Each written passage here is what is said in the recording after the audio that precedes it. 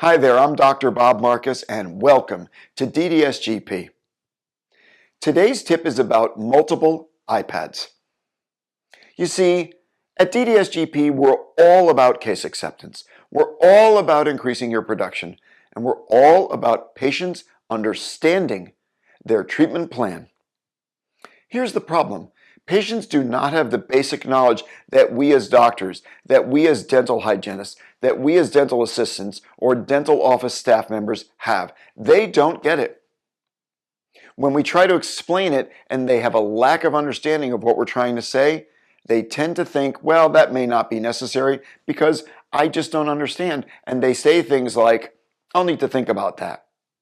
But when we can clearly demonstrate on the app what's wrong, we can clearly demonstrate what happens if they ignore the problem, and we can easily show the steps in treatment, then the patient gets it, and then the patient is more likely to say yes. This is why we firmly believe there should be an iPad in each operatory and one in the consult room or front desk. Now here's the good news. With your DDS GP subscription, you may install the app on as many iPads as you would like that are in the same Apple ID, with no additional cost.